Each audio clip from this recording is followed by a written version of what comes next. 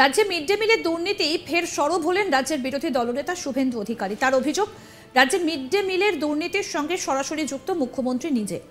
শুক্রবার 28শে জুন বিধানসভার বাইরে সাংবাদিক সম্মেলনে এই অভিযোগ করেন শুভেন্দু অধিকারী। তার দাবি, 2023 সালে মুখ্যমন্ত্রী যখন হিঙ্গলগঞ্জে গিয়েছিলেন কম্বল বিতরণ করতে, তখন উত্তর 24 পরগনার প্রশাসন মিড ডে মিলের 1,80,00,000 টাকা দিয়ে তার মিটিং ও কম্বল কেনার ব্যবস্থা করেছিল। মুখ্যমন্ত্রী যখন 2022 সালে রামপুরহাটের বকটুইয়ে গিয়ে ক্ষতিপূরণ দিয়েছিলেন, তখন রামপুরহাট 2 নম্বর ব্লকের জয়েন্ট বিডিওর সই করা মিড ডে মিলের অ্যাকাউন্টের চেক ছিল। মুখ্যমন্ত্রী যখন নেতাজি ইন্ডোর স্টেডিয়ামে করমণ্ডল এক্সপ্রেসের আহতদের 20,000 টাকা করে চেক তুলে দিচ্ছিলেন, সেই চেকগুলো ভগবানপুর 1 নম্বর ব্লকের মিড ডে মিলের টাকার চেক। এই দুর্নীতির সঙ্গে মুখ্যমন্ত্রী সরাসরি নিজে যুক্ত। তাই আমি আবার বিষয়টা তুলে ধরব। শুভেন্দু অধিকারী দাবি করছেন, কেন্দ্রীয় শিক্ষামন্ত্রী ধর্মেন্দ্র প্রধানের সঙ্গে আগেও কথা বলেছিলেন। ফের তিনি এই দুর্নীতির তদন্ত কতটা এগুলো তা জানতে চাইবেন। শোনাই কি বলছেন বিরোধী দলনেতা শুভেন্দু অধিকারী, শুনুন। মুখ্যমন্ত্রী যুক্ত এই কারণে, মুখ্যমন্ত্রী যখন হিঙ্গলগঞ্জে গেছিলেন কম্বল বিতরণ করতে 2023 সালে, সেই সময় তিনি মিড ডে মিলের টাকা থেকে উত্তর 24 পরগনা প্রশাসন 1,80,00,000 টাকা দিয়ে তার মিটিং এবং কম্বল কেনার ব্যবস্থা করেছিল। মুখ্যমন্ত্রী যখন 2022 সালে রামপুরহাটের বকটুইতে গিয়ে ক্ষতিপূরণ দিয়েছিলেন, সেই ক্ষতিপূরণের চেক রামপুরহাট 2 নম্বর ব্লকের জয়েন্ট বিডিওর সই করা মিড ডে মিলের অ্যাকাউন্টের চেক ছিল। মুখ্যমন্ত্রী যখন নেতাজি ইন্ডোর স্টেডিয়ামে করমণ্ডল এক্সপ্রেসের আহতদেরকে 20,000 টাকা করে চেক তুলে দিচ্ছিলেন অনুষ্ঠান করে, পাবলিসিটি করে, সেই চেকগুলো ভগবানপুর 1 নম্বর ব্লকের মিড ডে মিলের টাকা থেকে। এই দুর্নীতির সঙ্গে সরাসরি মুখ্যমন্ত্রী নিজে যুক্ত। তাই আমি বিষয়টা তুলে ধরব। আজকে যে ঘটনার পরিপ্রেক্ষিতে এতগুলো কথা বললাম, আমি অনুরোধ করব মিড ডে মিলের যারা সরকারি আধিকারিকরা কন্ট্রোল করছেন বা শিক্ষক শিক্ষিকারা পরিচালনা করেন, দয়া করে একটু যত্নশীল হন। আপনাদের ছেলে মেয়েরা, আপনাদের বাড়ির ছোট্ট ছোট্ট শিশুরা, তারা কেন্দ্রীয় বিদ্যালয়গুলিতে পড়ছে, প্রাইভেট স্কুলগুলোতে পড়ছে, সেখানে তাদেরকে দামি দামি টিফিন, লাঞ্চ ইত্যাদির ব্যবস্থা করা হচ্ছে। কার্যত প্রান্তিক মানুষজন বা যারা সরকারি স্কুল নির্ভর, তারা পাঠাচ্ছেন। না তো এর নিজের ঘরে যতক্ষণ না অনুভূতি হচ্ছে, ততক্ষণ তো সংবেদনশীলতা বা দায়িত্ববোধ কোনোটাই জাগ্রত করা সম্ভব নয়।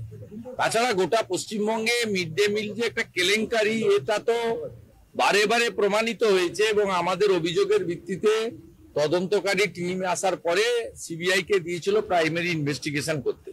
তার মধ্যে ভোট ঘোষণা হয়ে যায়। আমি আবার ধর্মেন্দ্র প্রধানজিকে ওই বিষয়টা তুলবো যে মিড ডে মিলের সিবিআই তদন্তের অগ্রগতিটা কি। আমাকে নিজে বলেছেন তখনকার শিক্ষামন্ত্রী, আজকেরও শিক্ষামন্ত্রী, যে এটা fit case of the CBI. এবং তারা, আমি টুইটও করেছিলাম, দেখবেন এক্স হ্যান্ডেলে, যে প্রাথমিক তদন্তের ভার দিয়েছিল সিবিআই। এবারে প্রাথমিক তদন্ত শেষ হয়েছে কিনা, শেষ না হয়ে থাকলে তাড়াতাড়ি তদন্ত কমপ্লিট করা এবং মিড ডে মিলের দুর্নীতির সঙ্গে সরাসরি মুখ্যমন্ত্রী নিজে যুক্ত।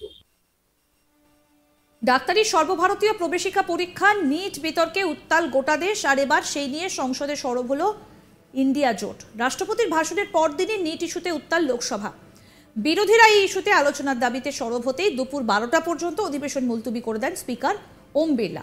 পরে অধিবেশন শুরু হলে ফের বিক্ষোভ দেখান বিরোধীরা, আর বাধ্য হয়েই গোটা দিনের জন্য অধিবেশন মুলতুবি করে দেওয়া হয়, কারণ হইচই শুরু হয়ে যায় কক্ষের ভেতর। আর কি বলছেন বিরোধী দলনেতা শুভেন্দু অধিকারী এই বিষয়ে, শুনবো। তিনি অনেক কিছু চেয়েছেন, ওই ন্যায় সংহিতা চালু করতে না বলেছিলেন, সোমবার দিন চালু হচ্ছে। উনি যা চাইবেন তাই হবে। 29টা লোক নিয়ে উনি যা চাইবেন তাই হবে। এনডিএর 300-র উপরে এমপি আছে। আজকে ডেপুটি স্পিকার উনি কে? দেশে তো অপ্রাসঙ্গিক। আর দেশের সরকার কথা বললে মেন অপোজিশনের সঙ্গে কথা বলবে, যারা 99টা সিট পেয়েছে। উনি তো জাতীয় স্তরে অপ্রাসঙ্গিক, ইরেলিভেন্ট। কিন্তু কদিন আগে প্রধানমন্ত্রীজিকে চিঠি লিখে বলেছেন ন্যায় সংহিতা বলে 3টে ক্লজ চালু করতে না বলেছে। তারপরেই তো ভারত সরকার নির্দেশিকা জারি করেছে যে সোমবার থেকে এটা কার্যকর হবে। তো উনি বলে ফেললেই সব হবে। আপনার কলকাতার চ্যানেলগুলো এটাকে বিরাট ইম্পর্টেন্স দিতে পারে, জাতীয় স্তরে এটা ইরেলিভেন্ট। মুখ্যমন্ত্রী কয়েকদিন আগেই তোপ দেখেছিলেন যে সরকারি জমি দখল হয়ে যাচ্ছে, আর এই বিষয় নিয়ে এবার আক্রমণ সারালেন শুভেন্দু অধিকারী। তিনি কি বলছেন? মুখ্যমন্ত্রীর বাড়ির সামনে সভাকক্ষ আর কালীঘাটে তার বাড়ির পেছনে টালিনালা বুঝিয়ে এই বেআইনিভাবে টয়লেট নির্মিত হয়েছিল। এমনকি সেই টয়লেট তিনি নিজেও ব্যবহার করেছেন। রাজ্যের বিরোধী দলনেতার যুক্তি, মুখ্যমন্ত্রীর বাড়ি থেকেই এই জবরদখল শুরু হওয়া উচিত, কারণ চ্যারিটি বিগিনস অ্যাট হোম। শুনুন কি বলছেন শুভেন্দু অধিকারী। ইরিগেশনের জায়গা উদ্ধার করতে বলেছেন আপনি নিজেই আপনি যেখানে থাকেন কালীঘাটের নালা আপনি নিজে বুঝিয়েছেন। আপনার বাড়ির সামনে যে সভাগৃহ আছে তার পিছনটা ভরাট করে হয়েছে টালি নালা। আপনার বাড়ির পাশে যে মিটিংয়ে যারা আসে সর্বসাধারণের যে ব্যবহারের জন্য যে ল্যাবরেটরিটা ওয়াশরুম, সেটা তো টালিনালা বুঝিয়ে হয়েছে। আমি তো তার সাক্ষী। আমি তো ওই ওয়াশরুম অনেকবার ব্যবহার করেছি মিটিং করতে গিয়ে। আমি তো দেখেছি আপনি নালা বন্ধ করেছেন। আপনি আগে শুরুটা করুন চ্যারিটি বিগিনস অ্যাট হোম আপনার বাড়ি থেকে। কাল সারাদিন ধরে লোকের চোখের জল দেখিয়েছে। মমতা ব্যানার্জি ভীত, আতঙ্কিত, সন্ত্রস্ত হয়েছেন। আর আমরা ভারতীয় জনতা পার্টির পক্ষ থেকে এবং আমি বিরোধী দলনেতা হিসেবে বলেছিলাম প্রতিবাদ হবে, প্রতিরোধ হবে। আপনি বলেছেন সরকারি জমি উদ্ধার করবেন, আপনার লোকেরা গরিব মানুষের পেটে লাথি মেরে হকার উচ্ছেদের নামে মানবাধিকার লঙ্ঘিত করছেন। আমরা চাই ফুটপাত দখলমুক্ত হোক, আমরা চাই নগরায়ন সুন্দরভাবে গড়ে উঠুক, কিন্তু কারোর পেটে লাথি মেরে নয়। আপনি এসওপি তৈরি করুন, আপনি যথোপযুক্ত সময় দিন, আপনি বিকল্প ব্যবস্থা করুন। আপনি বারে বারে বলেন যে আমি 1.5 কোটি চাকরি দিয়েছি, তালিকা চাইলে দিতে পারেন না। আপনি 200% কাজ করেছেন, ভর্তি কাজ করেছেন বলেন আমার সময়। তা আপনি সব হকারকে একটা করে চাকরি দিয়ে দেন, তারপরে তুলে দেন না। আমরা তো হকার জবরদখলের কথা বলছি না। বিজেপি বলছে পেটে লাথি মারবেন না। আপনার রাজ্যে শিল্প নেই, আপনার রাজ্যে চাকরি নেই। ওবিসি রায় নিয়ে আপনি যে জটিলতা করে দিয়েছেন, তাতে আগামী কয়েক বছর পশ্চিমবঙ্গে আর একটা রিক্রুটমেন্ট হবে না। আরও আপডেট পেতে দেখতে থাকুন আজ তাক বাংলার ইউটিউব চ্যানেল, সাবস্ক্রাইব করুন।